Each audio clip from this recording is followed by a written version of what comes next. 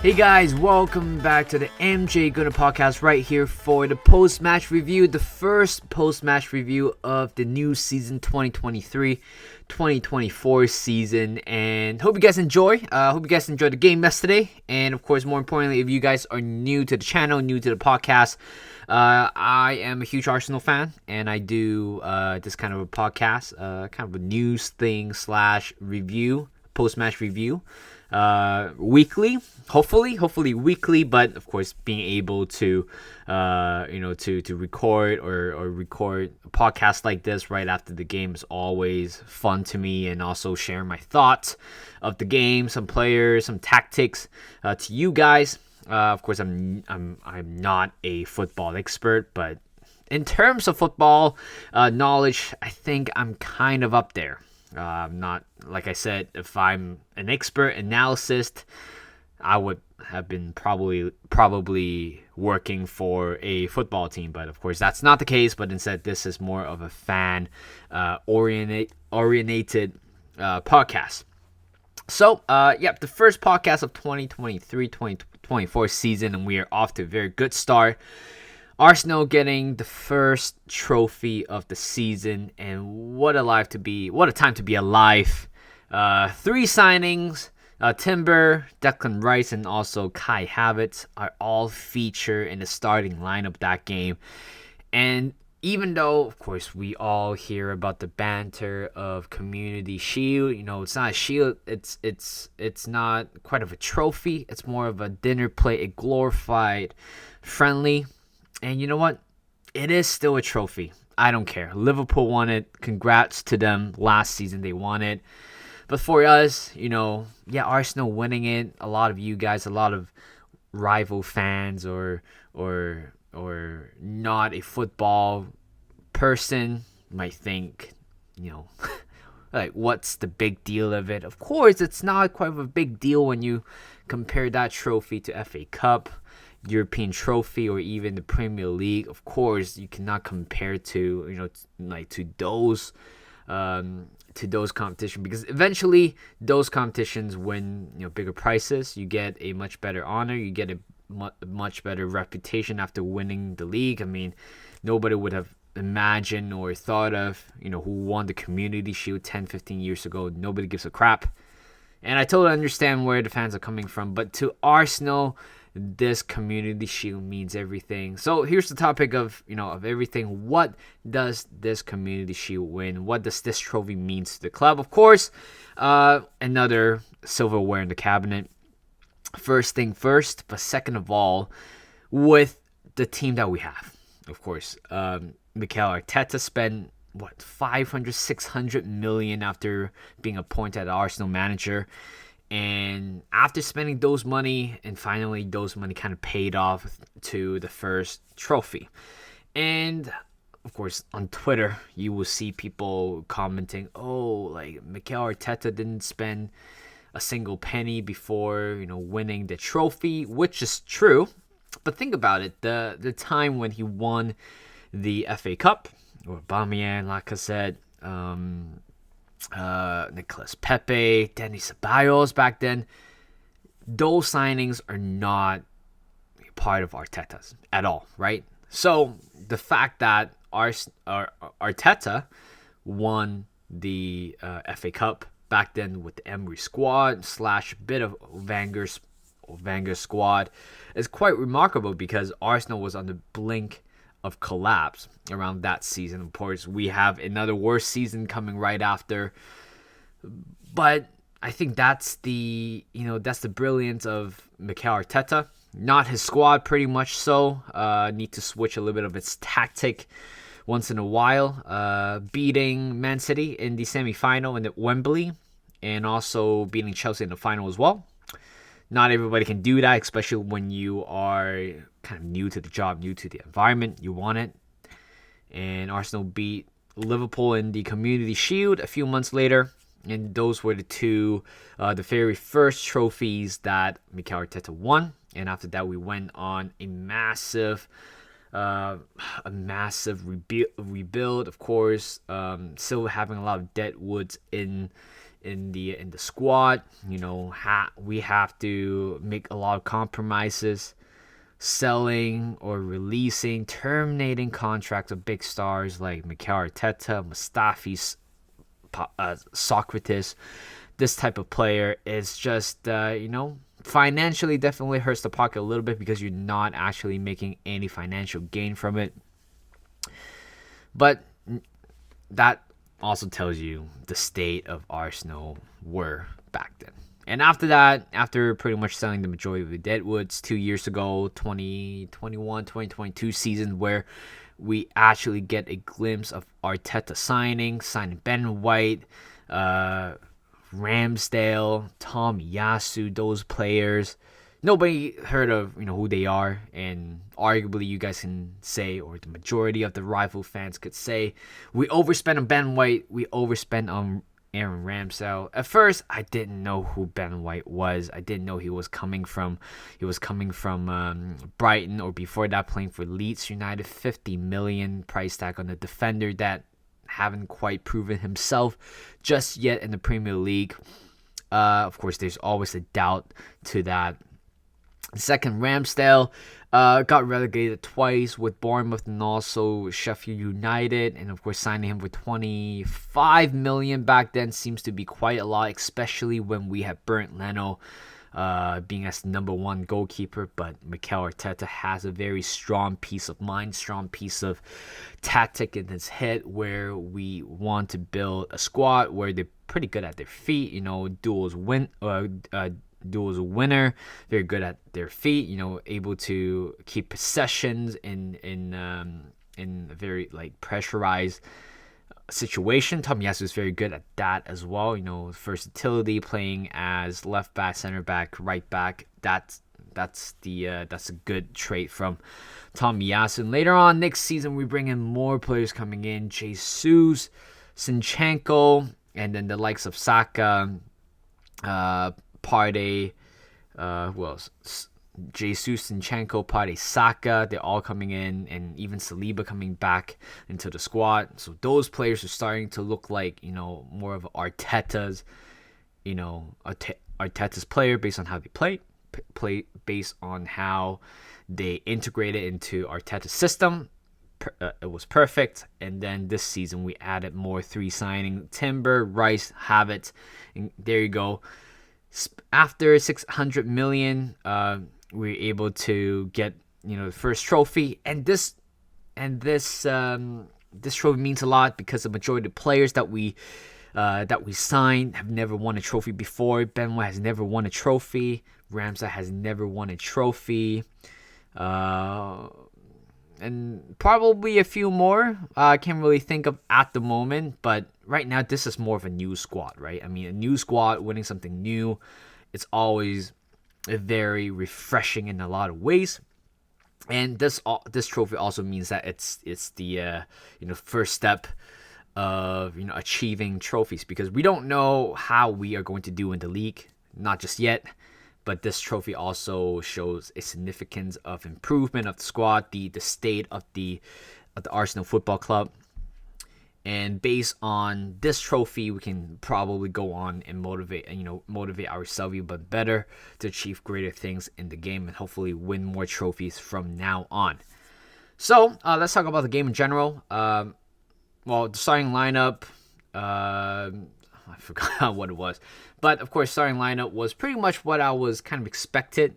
Like the back four, the midfield three was kind of expected in a way. But the front three, it was a little bit of there's only one change compared to what I predicted. Kai Havertz coming on as the central forward, playing as a false nine, that type of player, replacing what I thought it would be Trossard. I thought Trossard was going to start ahead of Martinelli in a way. But I think it's all for the greater good in the end, because Trossard somehow made an impact off the bench, scoring the equalizer, which I'll go over that later. But the starting 11 was pretty much what I expected. Ramsdale in goal, Ben White at right back, and then Saliba, Gabriel, Timber playing as left back. Of course, this guy can play anywhere and can also gives you 110% every time he played. Partey as the lone 6, Declan Rice playing as the 8, the box-to-box 8. Odegaard playing as the 10, Saka playing on the right, Martinelli on the left, then Havertz playing as the central striker. But I didn't quite watch the game until 28th minutes. I was still sleeping. Not a great way to start the season, isn't it? If I slept for 28 minutes. So so I didn't know what happened, but turns out I went back to the game and watch it in fine detail. First 10-15 minutes, a little bit of a rocky start. We kind of lose possession in a few areas, quite vulnerable. Partey lost the ball a few times. Man City simply had a more dominant game in the first 25 minutes, or by the time when I turn on the TV. It wasn't looking too good. At one point I thought, oh no, is this the type of game where we're gonna get battered everywhere we go?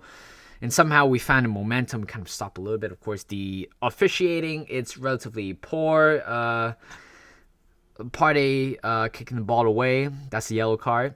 And Julian Alvarez also kicked the ball away, getting a yellow card. If that's the case, I mean, if it's more of a fair game in terms of booking, in terms of that, that situation where we're eliminating the possibility, the chance of time wasting, then if you give a yellow card to Thomas Partey and also to Julian Alvarez, then you know what, it's fair enough. But honestly, it's a little bit too harsh. It was just a kick to the ball. It's not too far, isn't it? But I thought that was a little bit harsh. And then there was one play, good hold up play by Kai Havertz playing as a central forward. Hold up the play pretty well. Try to turn. Of course, we were on a counter attack. Got pulled down by Rodri. Should have got a yellow card. Should get a yellow card for that. And Arteta also getting a yellow card as well. I mean, Stuart Atwell, I'm sure he had pretty much a history for Arsenal. I forgot which game it was. I think it was the game against Brentford, if I remember correctly. I think he was the official. I think it was the main referee for that game. And Rodri got a shot, and also towards the 22nd or 23rd minute mark, I think, Kai Havertz, that was a very good play. I think it was Saliba to Odegaard and then to Ben White, but then the first time dribble, the first time touch by Ben White was brilliant. Akanji kind of got exposed himself a little bit, kind of try to show Ben White on the outside, but somehow allowing Ben White to have that pocket of space to go into the inside, squares it off to Kai Havertz. Again, it's not the perfect way, or it's not a perfect ball, I guess, but the whole sequence of play was just amazing. Kai Havertz got the ball, has a very limit of time to take a shot, but he did well enough to actually quite spin, make contact with the ball, and good save by Ortega and goal. Yeah, first miss for Kai Havertz, but honestly, I do not fault him for that.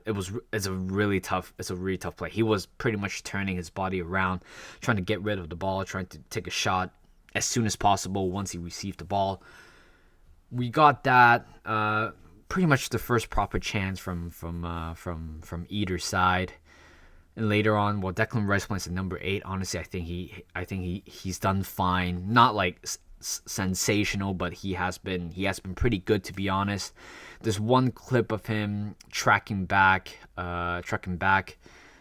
getting the ball off Bernardo Silva. That that little clip right there shows why we signed him, shows why his defensive ability is amazing. And later on, we have another chance from Kai Havertz. It was a brilliant pass by Martin Odegaard to Bukayo Saka.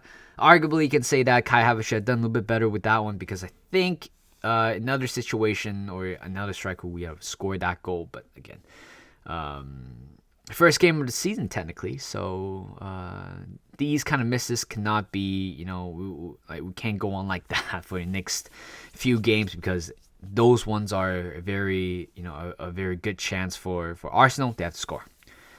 And after that, second half, once I turned on TV, 28 minutes until the first part of the second half, we've been dominating possession, looking very good, to be honest. And Erling Haaland was completely out of the shadow throughout the whole game.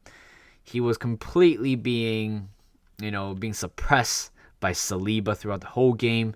His expected goal, I believe, was 0, based on the game, based on the chances he got, because all Saliba. And thank God having Saliba back in the team is exceptionally massive for Arsenal. If it was Rob Holding in yesterday's game, it would have been a totally different outcome within the first 25 or even 30 minutes. Thank God Saliba is back, and he is looking like a Rolls Royce as usual. And later on, second half was pretty much, it was fine. We got a few chances, but not to the point where it's quite noticeable. And then later on, 78th minutes in, or 75th minutes in, or 71st minutes in, where Man City scored the first goal. They put Phil Foden coming on, Cole Palmer coming on, and also Kevin De Bruyne coming on. And, what a champion can do to you. It's, substitution like those can immediately make an impact. You know how? I mean, first of all, Foden's turn was amazing, but Partey should have done better in that way, getting turned on quite easily there. And, Phil Foden have so much space in front of him, dribbling until 45 yards out, trying to switch across the play. Tierney got a bit of a touch to it, but it's not enough. Falls straight to Kevin De Bruyne, who was also a substitute, and he heads it to Cole Palmer. But Cole Palmer, what a great goal right there. Just bends that one, curls that one to far corner. And that was, I don't think that was his first goal, but scoring the first goal for the new season for Man City. But at the same time, Cole Palmer, I gotta give credits to him. I believe he has been with the club since he was 8, making a debut a few years ago, and right now scoring a beautiful goal in the Wembley Stadium. And who needs Riyad Mahrez at the moment? I mean, if Cole Palmer can do exactly what Riyad Mahrez can do, then so be it. Having Cole Palmer as a right winger would be a brilliant choice. But yeah, I mean, that, we're still quite poor in that type of transitional play. Counterattack. Again, like I said, if Partey wasn't booked in the first place, I could have probably think that Partey could have probably take Phil Foden down in that kind of area, take the yellow card, and stop that transition. But turns out it was counterattack. We were sloppy, clueless, and also quite easily be exposed in those type of transitional play. We did that. We did exactly that, and they were attacking on the left hand side. I kind of knew, on the right hand side, but I kind of knew it's going to happen. I mean, once Partey was once Phil Foden turned against Partey, and there's a huge pocket of space, Rice has to compensate that space by dragging himself from the right to the middle, allowing, I think there was a little bit of a deflection of Declan Rice before making the pass to Tierney. Couldn't really get too much on the ball, and by the time when Tierney comes back, Gabriel should have done a little bit better closing him down. Tierney should have probably stood still instead of getting a little bit of slipped before he took the shot. But honestly, it was a good shot in the end. But that's what happened, because Jurrien Timber has been amazing throughout the whole game. That little bit of a dummy fake that he done a lot of times, where it was just brilliant to watch. Jurrien Timber passing has been amazing. I think he only plays one pass. That was about it. But the fact that covering of plays, covering of empty spaces, he has been amazing throughout the whole game. And after taking him off, and that's where we got exposed on the left hand side, arguably, and technically you can say that Tierney is that type of player where you come on, do the most conventional left back would do, come back in defense, overlapping and those type of stuff. But unfortunately, it didn't quite pay off, and of course, it doesn't quite help Kieran Tierney in the case of his transfer saga, or even though the saga has kind of went down a little bit for the recent weeks. And then I thought, okay, and then later on, Trossard coming on, Smith Rowe coming on, Vieira coming on, and then who else coming on? And Nketiah's coming on as well. So I thought, okay, you know what? We got to put everybody forward. We got to put everybody forward in that case. It doesn't matter. We can see another goal. And at the end, if we lose the Community Shield, it was just only friendly. But if we win, it's a trophy. So, and they took off Gabriel, and then obviously they're playing three at the back, Tierney, Saliba, and also Ben White. But when we attack, we have a perfect diamond shape right there. Pretty much we're playing as what the what do you call it? The FIFA formation is like, center forward you have Eddie, left forward you have Trossard, and then who else? Trossard, Saka, and then later on you play kind of a wide four players, Smith Rowe, Odegaard, and also Vieira. And Vieira kind of excel on that right hand side more compared to his left side. When you ask him to play as a left aid, it's still lacking. But every time when he play on the right hand side, he looks like a proper player. And 8 minutes added on. That's another rule that I kind of like because, again, it was more of a replica from the World Cup.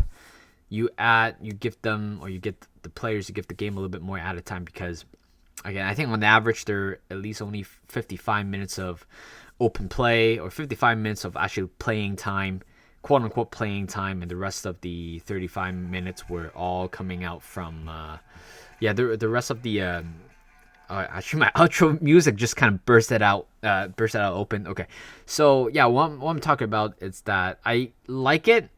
If you're down by a goal or if you're looking for a winner, I think that that period, that 8 minute at a time or 10 minute at a time would come into beneficial for you. And guess what?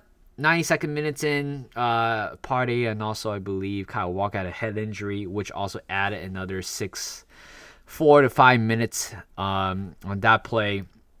And I thought we're about to lose, and it's okay. I would turn off the TV and just go to the gym. There's a corner kick coming in. Saka, of course, trying to aim for the near post. Ortega punched the ball out. Back to Saka. Saka gives it to Trossard. And that a bit of a fake play or that dummy play from Trossard, allowing, I forgot who was marking him, but allowing Trossard to have all the space that he has. And take a shot, boom. Sometimes I'm telling you guys, sometimes as a winner, as a champion, you need a little bit of a luck, and there you go. I mean, it is the how do you say this? But it was a comedic timing, a very comedic timing. Last minute of the game, pretty much last kick of the game. It was a deflection off of Kanji, and the ball just rolled slowly to the goal. That shows how funny it is. As an Arsenal fan, I could just laugh. I could just hands down and just laugh the whole time. I mean, it was a complete luck. It was a fluke. If you guys agree it's a fluke, it is obviously a fluke. The ball was, honestly, I don't think it was a goal. I don't think it was Trossard's goal. I thought it would have been an own goal because I felt like the ball wasn't going to hit the post anyway or hit the goalkeeper anyway. It would have been a shot off target. But again, that's all the luck that you need. Sometimes you need a little bit of luck to get over the line, and we got that. Trossard scoring the last goal, and we are going to penalty. And this is a funny tick from me because I thought, okay, you know what? We only use 5 subs, and I know Matt Turner, it's on the verge of going to Nottingham Forest, which the deal is already completed. I believe so. I believe it's a very here he goes soon. And I thought, you know what a great way to send Matt Turner off. Of course, I believe he made less than 10 appearances for the club. And right now he's on the verge of leaving. And of course, he had a very good penalty record as a goalkeeper. And I thought, why not give Matt Turner a chance in that case, right? And this, in the end, we decided to put Ramsdale. Not against him, because throughout the whole game he has been amazing, to be honest. He made 2 saves. The goal or the play from Phil Foden.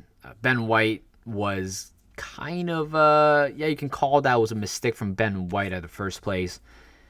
I think Ben White couldn't really handle the ball pretty well. That's why it fell to Phil Foden. Take a shot, but it was going through between the legs. But there's a little bit of a deflection off his left thigh or left heels, which defers the ball out for a corner. Later on, Rodri with the header. Well, honestly, Ramsdale was out of the line at one bit. He wasn't positioning himself in a greater favor for himself, but good reaction, good save right there. Or else after they scored that goal, Arsenal would be done. But because of Ramsdale putting us in the game, or keeping us in the game, it would be fair just to keep him in the game as well. First penalty, of course, I do not have a good feeling for us on a penalty, because I feel like we always bottle a penalty shootout. Kevin De Bruyne bottles the first penalty kick, hitting the crossbar. Odegaard scoring the first one. And then Bernardo Silva scoring the second one. Trossard scoring the second one for Arsenal. Rodri. Was it Rodri?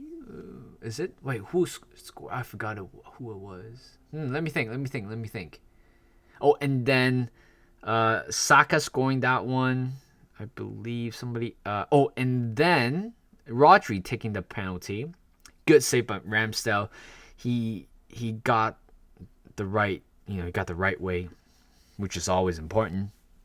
Saved the penalty, almost overdove the play.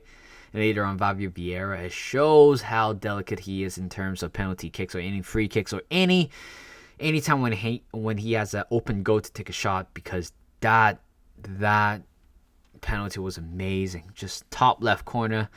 Ortega has no chance to save that, and boom, 4-1 was in the end. 4-1 in the penalty shootout, and we have lifted the 17th Community Shield in the history of Arsenal, and Arsenal won that one. First silverware in the pocket. Like I said, this trophy means a lot to a lot of Arsenal players and to a lot of Arsenal fans. It's a long time coming. Certainly, this trophy can potentially lead to other greatness in the football club in the coming years. But yeah, that's it for the post-match review. I don't want to do ratings at all. Maybe I'll do it one day, but I don't think it's fair to give ratings to players. I just like to talk about them. But yeah, that's it. Of course, I believe the next game we're going to play, it's in 4 or 5 days. So hopefully in 2 days' time, I will probably give my pre-season review. Not pre-season review. Prediction, season prediction. Talk about a little bit more on the David Raya deal. And of course, there's a little bit of a movement in terms of outgoing very soon in regards to Marquinhos, Sambi, and also Matt Turner. Stay tuned to this channel because I will talk about those topics more in the coming podcast. So thank you guys for listening. Hope you guys enjoyed this. Do all the good stuff for the channel, and I'll see you guys in a bit.